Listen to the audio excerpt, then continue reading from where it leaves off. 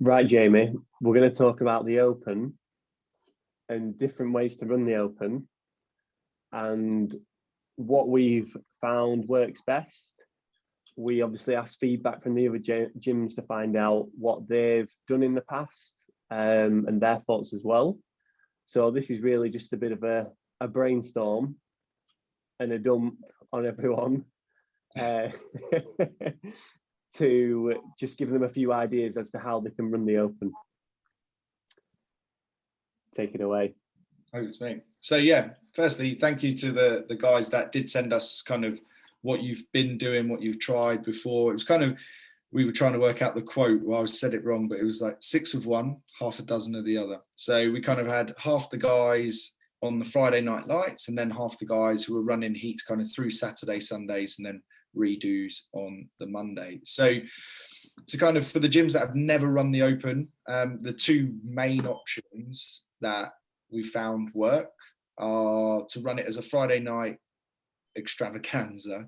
So you block off your evening classes, you take them off, and then you run one big evening from whatever time you feel people can get there. And then you go from like 5 o'clock till 9 o'clock is what we normally do at Blitz. And you end up kind of just run heats, you get a whiteboard and you do all those kind of things there. And then you just get heat times. Obviously people need to judge. And then the general etiquette would be, if you do the workout, you then need to judge the heat after you with your scores, so on and so forth.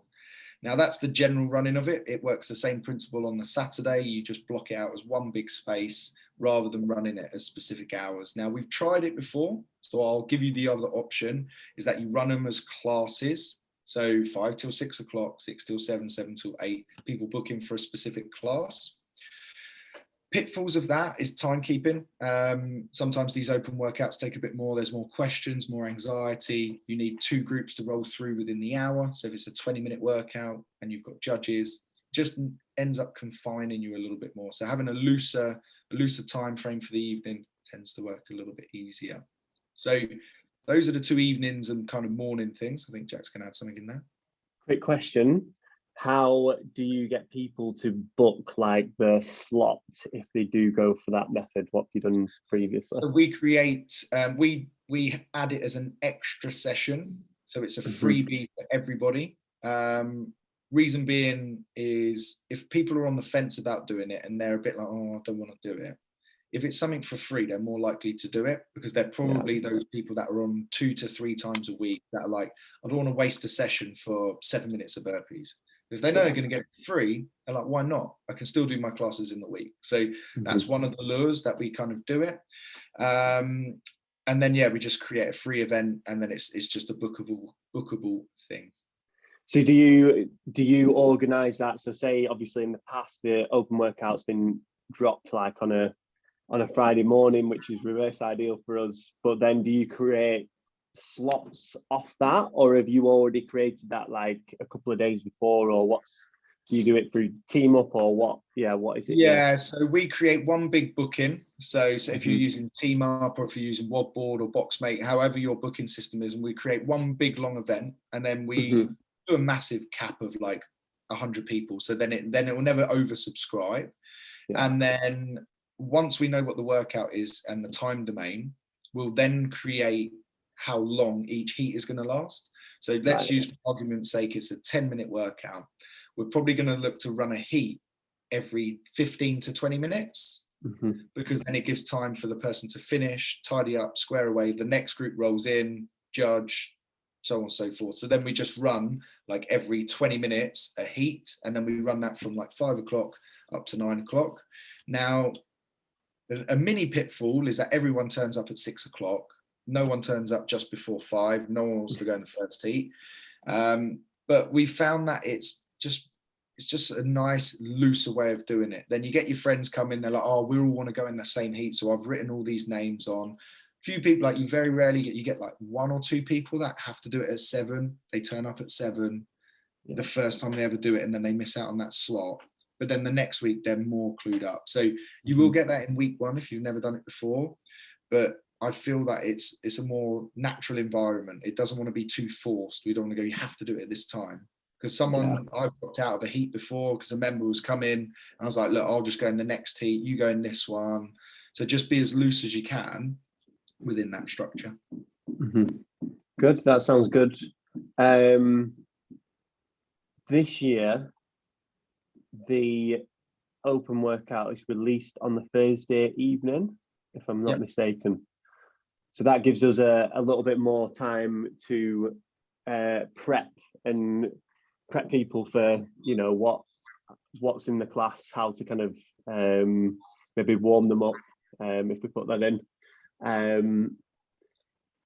Is there, as well as the class, I know at GST when we used to run it, you'd obviously get some members that weren't probably as bought in as others, that was like, oh, is there anything else that I can do after? Obviously, if you're running heats in an evening, not possible, but I guess those people are bought in, but maybe in your classes in the morning, like, do you run that any differently in the morning? Yeah, good question. So previously, if we think back to 2013, 2014, 2015, what happened is the workout would get released at 1 a.m. and I was on the Friday morning shift at Blitz. So I'd wake up at 1 a.m. because I'm a CrossFit-aholic and I want to see what the workout is, see what it is, and then I'd go in at 6 a.m., 7 a.m., 9:15, and then we would do the open workout in the classes. Now, it's good for getting loads of members to do it at lots of different times if they can only do a 6 a.m. But it is an absolute nightmare. If I could give you one piece of advice, it would be, do not run it in your mainstream classes. The reason being you wouldn't do it in your mainstream classes for the sheer fact that it's just carnage. You just can't get yourself to the point where you can control the environment. If the workout's a little bit too long, it doesn't fit in the hour, we're doing 2 heats, etc., etc. So back off those, and then we provide different programming. So we'll provide maybe an aerobic mover similar to our Thursday sessions, where if some of the members know it's a short workout in the evening, they might still want to work out in the day. So give them something easy. We have programmed in the past GOAT work, I haven't used that word for ages, where you get to practice a weakness. So you might come in and say the workout in the evening's got bar muscle ups. The member might come in and have a bit of a practice in the muscle up, or they might just work a skill that they want to. So we'll provide those options in the programming. So you'll see it come up where there'll be lots of different variations that you can do. That's a lot of information. That sounds good. Yeah, there is, but we're probably gonna overload them here, but it gets people, gives people plenty of ideas. In the past, have you run it both on a Friday night and the Saturday morning? We've done it on the Saturday where we created the classes, so we had space for a regular class running and then also the open gym slot, but we never ran it specifically. Now, the reason we don't like, go on, you want to say? My next question is, just off the back of that really quickly, does Friday Night Lights usually get more hype if you were to just run it on a Friday? Or have you found like Saturday gets more hype if you were to just solely run it on that day? Have you done? Yeah, I would pick one and then stick to it. So good 2 examples. I work at 2 gyms. At Blitz, Friday Night Light works. So Friday evening, everyone gets off the train from town. They're flying in. Everyone has a beer. It's a good crack. Now, on a Friday at TO, the Train Inside Out place, it's a bit colder on a Friday evening than it is around like lunchtime on a Saturday. Saturday's a more chilled environment, and it's one of those ones that's when TO run their open. So we're going to take their classes off, and then we'll put an open heat schedule where people come down. We may even, an extra thing to kind of consider is you might want to run one class where it's an actual class of the open if it can fit within an hour. This would be aimed at your more beginner members. Now, never done it in practice, so I'm putting it out there. It could be absolutely horrific, but the reason behind it is that if you've got a few members that are nervous, say it's snatching and burpees, and they're like, I don't know how to do the snatch, I can't do the snatch, even though they just need the warm up for it. You can get that in there and then try it, but I wouldn't saturate it. I'd maybe do one where you can kind of get a bit of help.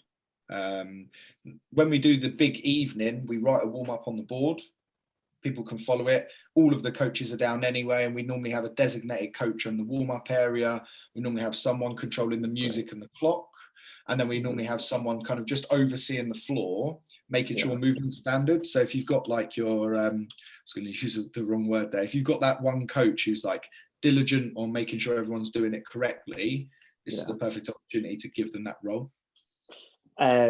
Just segueing from that fact that you just said there, I think that's a really good point. I know at JST when we did it, we kind of roughly kept to class times, but it would end up going into heats.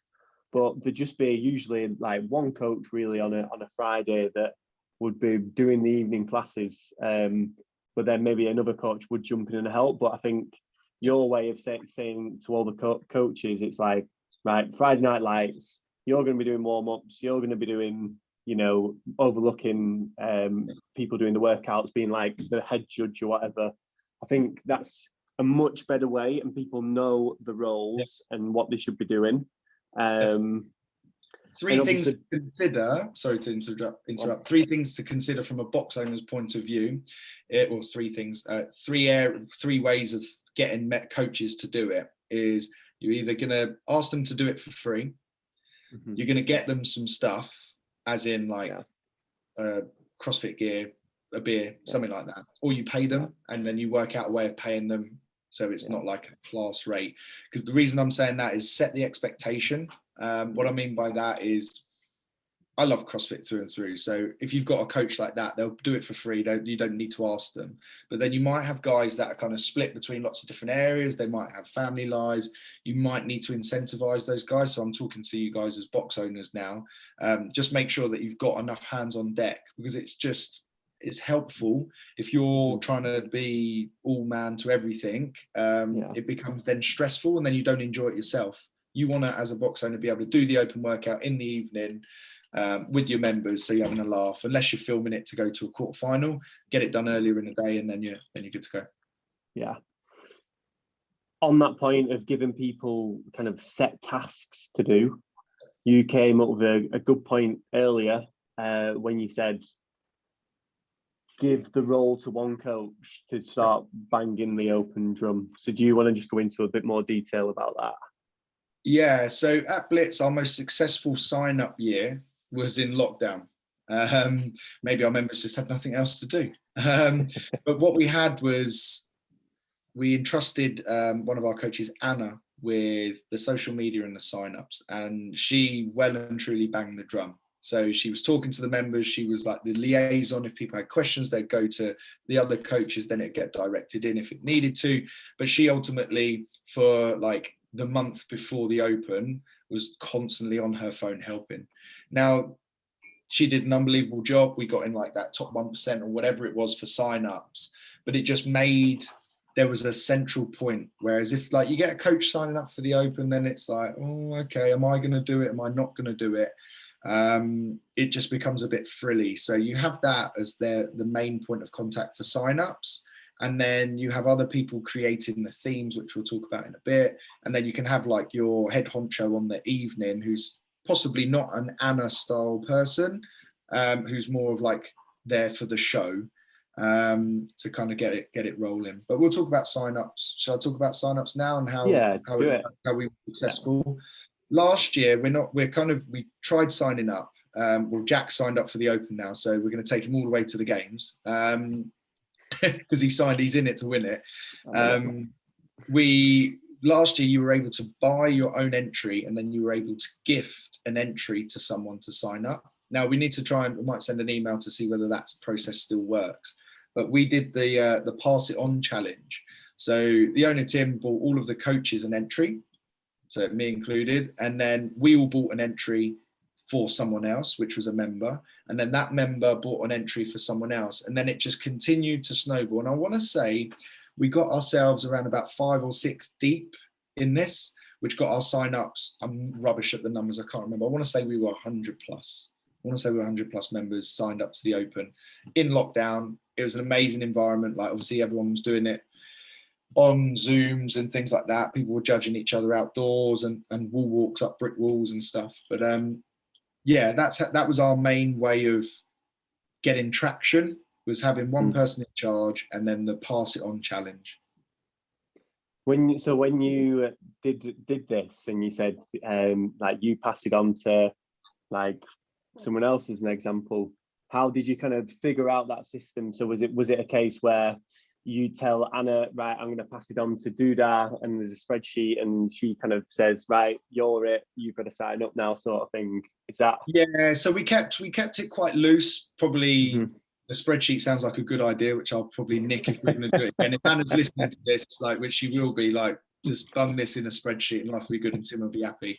But I think, yeah, we started like that. And then when we started to get further down, like that web, it was like, oh, I'm going to give it to so-and-so. We're like, oh, they've already got an entry. Yeah. So it was a bit more of an easier chat because I think one of them, they said, oh no, I've already got an entry bought by so-and-so, but this person hasn't got an entry. So then we know that that whole community, that conversation was coming about. Yeah, awesome. Anything else in preparation wise before the open rolls around that you'd suggest?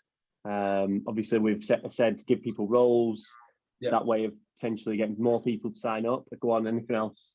Make it feel different. So clipboards, pens, beers. They're probably the three things that like spring out to my mind. Make sure there's enough beer and wine to incentivize people to come.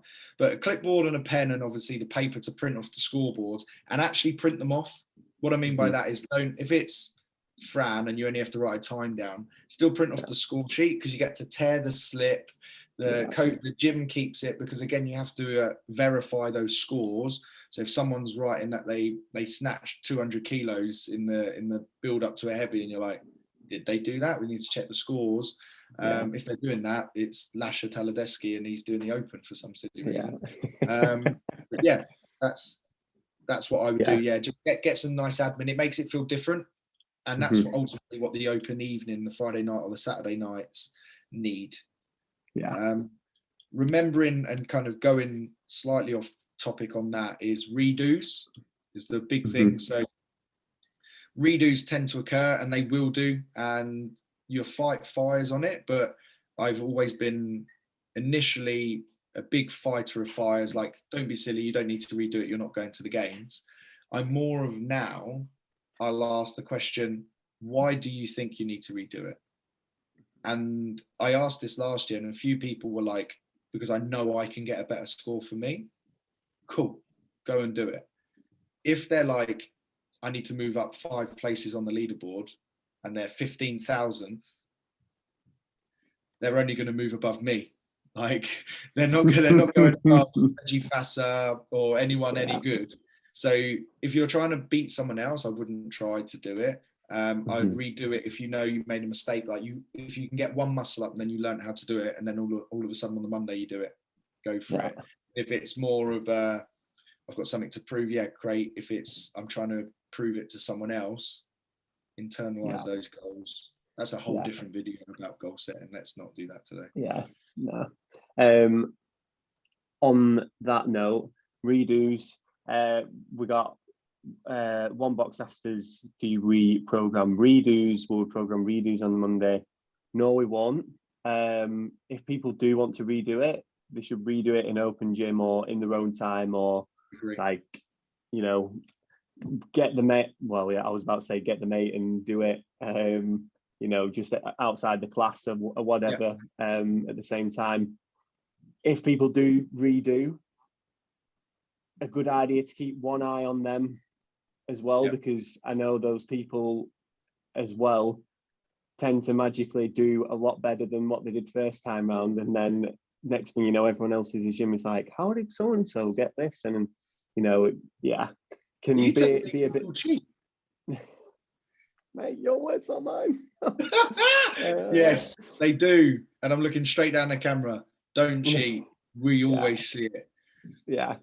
And it just ends up, people just get annoyed, other people just get annoyed by it. It doesn't create, the best vibes. Aim for one and done. Try and help members to plan the workout the best that they can, so that they've got the best opportunity to do as well as they can in the workout. And then it's like, right, maybe I could have done this a little bit better, but at the end of the day, it doesn't matter too much. So Next thing I want to touch on. So you said make the Open feel different, make it feel a bit more special. What other ways have you done, or other things have you done to kind of help with that? Yeah. So I think I'll group this kind of all into one big thing. So initially, I think what you can do is you can split your gym up into teams or into like sub teams, and then you have a little competition internally. So it's not a leaderboard in respect of versus outside of your gym. So say you have 50 sign-ups, you do 5 teams of 10, and then they all have a coach who's their like captain and a member who's like kind of co-captain. And then from there, you get like, you can take average scores, or more realistically, what we do is we take it away from the actual CrossFit and we create themes. So you've got 3 weeks that you're going to be doing this for. The themes that we've kind of varied are fancy dress, which we know some people like fancy dress, some people don't. If you don't get scores. We've done then more bring your own booze. So who's going to bring like a cocktail night? You have to create a cocktail as a team. What else have we done? Cheesecake night, so, or a bake-off, and then the coaches can kind of taste it, which is always good. And then we kind of vote on whoever's done the best bake. What else is there? We got DJ, so we've had a DJ come and play, so some slightly different stuff. So if you've got like, you can put it out to your members and go, is anyone like recreational DJ? You don't need to be like Pete Tong. That's the name that sprung to me. That made me sound really old. Who's relevant? I don't know who's more relevant. Danny Howard. Yeah. Oh yeah, he is. Yeah, he's very, very relevant. Cool. So yeah, something like that where you're just having a bit of fun with it. It just changes the room. It just makes it a bit more entertaining. I think another great one is if any members do anything like, for example, at the East Regional this weekend, one of the members had a pizza van and there was 2 of them. He was like working on that day and obviously had someone helping him, but he could quite easily have done his workout, gone back to the van if he wanted to, and started to make more pizzas again. Or if someone does that with a coffee van or whatever else, just see what members do, see what they can, bring to the table, because they'll only, be happy because it's then awareness to all the other members about what they do. So yeah, and a chance them to feel more involved. So yeah. Knocking any like videographers, so anyone like that takes pictures, or like anyone that gets their phones out, send it in to like your open liaison person. They can put it on social media, you can put it in your own social media, tag everyone in it. It's just about creating a conversation. And what you'll notice is, one of my favorite things is like in week 1, someone who said they're not going they're not going to come, and then in week 2 they like, oh, I might come and watch. And then they watch and they go, oh, I can do that. And then in week 3 they may try it, and then the next year they're signed up, and then so it's a process. So don't be chopping at people straight away, which I've learned the hard way, like getting into people. Just be a bit softer with it. It might take a few goes for someone to get in there. And the thing is as well, if you guys, as a group really make an effort for the Open now, like everyone's going to be buzzing about it, through the rest of the year. People are going to be more motivated, not just to do the Open, but just to come back to the gym, because they see, how much effort you're putting into events like that. No doubt that'll probably, if you've not done any events at your gym before, give you, a bit of a taste as to what it's like to run an event at your gym, and build your confidence there as well. So use it as a bit of a development tool for yourselves, as well as for the members, who may be getting out of the comfort zones to do the Open. I think ultimately you want to come away and you want to feel like you've had fun. It doesn't want to feel like forced fun. So don't come away stressed. Like previous years, like you come away and you're like, oh my God, that was rubbish, and that kind of stuff. Like just come away, relax, learn from it, and then you will tinker it gym to gym, because it will be every gym slightly different kind of feeling, which is good. And then also don't let it kind of detract from the overall like training.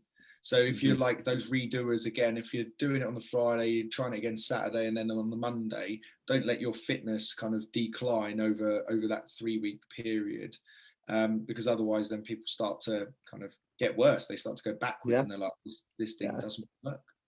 Yeah, and that's the other thing with redos as well. People like do the workout again, and then they do it again, and like you say, they're putting so much emphasis and stress on that they forget about like the bigger picture and just go in to get fit. So yeah. So just to wrap kind of up, let's just outline probably the key things that we would suggest doing. So designate someone to start getting people signed up to the Open. Make sure you print out your sheets to record everyone's scores before the event's even started. Decide how you're going to run the Open. We, programming wise, to confirm, we're going to program it so you can either run it as a Friday thing or a Saturday thing. So it'll be a case where you can alternate the workout, or there'll be a slightly tweaked workout for both the Friday and the Saturday. So we'll have both bases there covered. Go on. How it will go is Thursday will be like a skill active recovery day. So you'll see like it currently is handstand work and then some conditioning, get the heart rate kind of moving. Then we'll program for, say it's Friday Night Lights, so we'll insert open workout here, but then we'll also have like a general skill session for the regular class, so if you're only running in the evening, and then we'll run an alternating kind of aerobic session on the Saturday. So Thursday active recovery, Friday or Saturday do the open, then the alternating one work on a skill, and then Sunday will be traditional like bodybuilding kind of stuff, and then we roll back with regular programming on the Monday. So we'll make it really flexible for you guys, and then you kind of adjust it as you see fit. Perfect. So then actually getting to the day of when you're doing the open workout, run heats. I feel like from our conversation, that sounds the best way to do it. Again, designate coaches' roles to do. We'll probably make sure that the event runs as smoothly as possible. I've missed anything else out on the day there? No, just make sure you got some pens. That was it. Yeah, pens. Write the full warm-up workout on the board, which you guys do anyway.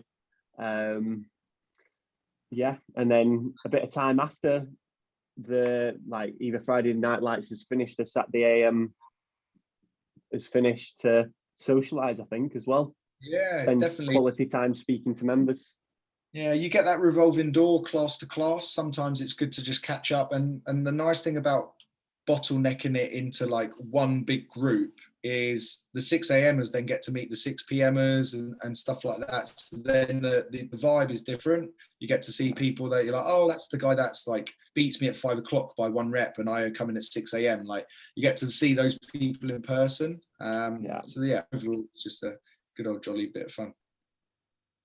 Awesome. If we do think of anything else, we'll let you know. Obviously, the last one I just want to quickly mention again was about the sign-ups, the different way that you can do it. You know, nominating people, it's a great way.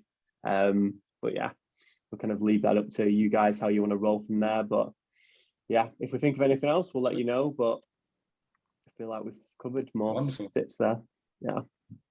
Yeah. Awesome. Drop us your thoughts if you have any questions on what we've talked about here, and we can answer them. If we have any other good ideas from gyms, we'll make sure we share them with you guys as well. So yeah, but other than that, we will see you next week. Sweet. See you later.